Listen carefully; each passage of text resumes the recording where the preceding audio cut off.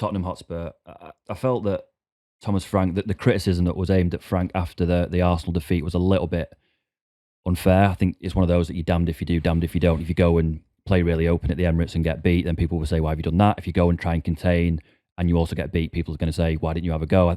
It's one of those situations.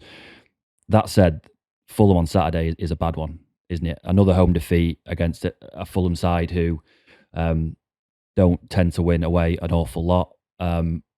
What is the situation at Spurs? Is Frank under pressure at all? I know he's sort of stuff after the game where he's hitting back at the fans a little bit with the booing of Vicario. It doesn't seem like everything's particularly great there at the moment.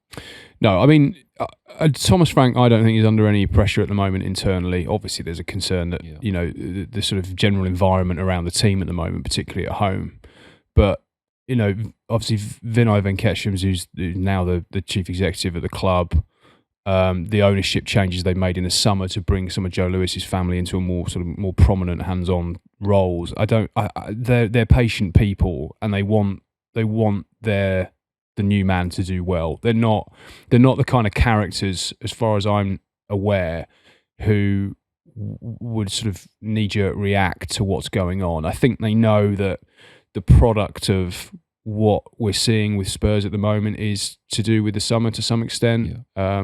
There are a lot of mitigating factors for Thomas Frank. I don't want to sit here and make excuses for him because, and again, I'm not a massive XG fan, but I mean that they just don't look like scoring in games, and those XG figures are really, really stark, And there are times when you sort of can't really see what they're even trying to do outside of set pieces, and that is a concern.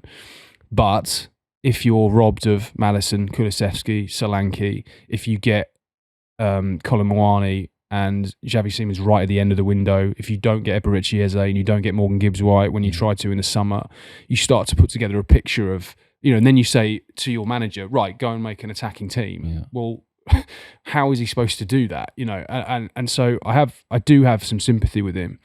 But the problem they've got is that what did recommend him at the start was they were solid. And they did look like they were a threat from set pieces. And both of those things have kind of dissipated of late. So if he's not got them playing in an attacking sense and they're porous at the back, it's a pretty dangerous cocktail. But you just sort of look at Spurs at the moment and think they're kind of, in terms of the atmosphere in the stadium, they're kind of where Arsenal were maybe 6 or 7 years ago, where they're playing in this fantastic stadium, one of the best in the world. They're paying top dollar to be there. Everyone tells them the training ground's amazing. That everything's in place, and yet the team on the pitch is falling well short. And there's a lot of anger, and there's a lot of residual built-up anger that is being aimed at Thomas Frank at the moment that I don't think is his fault.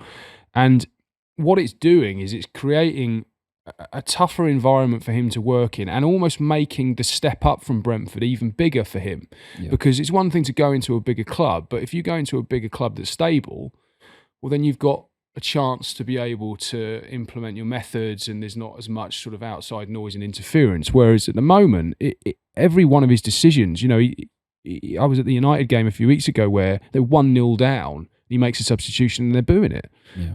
1-0 down. They left the stadium that day, 2-2 draw, and as the fans were leaving the stadium, they were third in the table. To me, it feels premature, but then I respect the fact that these fans are turning up, they're paying what they're paying, and they're entitled to express their view. But if you're booing your own goalkeeper 10 minutes into a home game, there's something deeper going on than just the team is playing poorly. I think I mentioned on the pod a couple of weeks ago with Spurs that I think the one thing that top six managers can't get away with is losing games at home. That you can kind of be forgiven at the start of a project, maybe not being particularly consistent away from home, and that you're going to have performances that are just not up to scratch. But when you're doing it so regularly in front of your own fans, and you made the point there about fans paying top dollar in a fantastic stadium, I just don't think that goes down very well. And particularly, it's not just Frank, is it? This is a hangover from Postecoglou's time. You're tracking back sort of more than a year. Spurs is home form. So I just think until the one thing that is a quick fix for Frank is to start winning home games, because it covers a multitude of other kind of problems. Yeah, and also, I mean, obviously, Spurs fans have directed a lot of their criticism towards Daniel Levy and ENIC, and what's sort of going on behind the scenes at the moment is the Lewis Family Trust is trying to sort of de-ENIC the club, if you like. So as that process is taking place, and because Thomas Frank is dividing opinion, because I'm sure there are a lot of Spurs fans who think he's only been there 5 minutes, and he's got all these injuries, what can he do? I think they don't really know where to direct the anger. There's not a kind of, Levy was such a lightning rod for criticism that now he's been removed, they don't really know where to go next. And I suppose, as much as the Spurs fans won't want me to continue this Arsenal analogy, you make a good point there about obviously the winning home games. You think about that Arteta, would have been the COVID 2020 into 21 after the FA Cup that season. Obviously there were no fans in the stadium, or 2,000 fans when they started letting them in, and Arsenal were really tough to watch at that point. They weren't winning games. They didn't look fluid. It was a difficult watch, and I think had the stadium been full then, you'd have seen quite a negative reaction towards Arteta. I pushed him on this a few times down the years and sort of said, you must have felt at that point that you were losing your job. Of course, he doesn't answer it, but I think in his private moments he would acknowledge that he was lucky in the sense that he wasn't exposed to the full kind of vitriol that someone like Thomas Frank is now getting.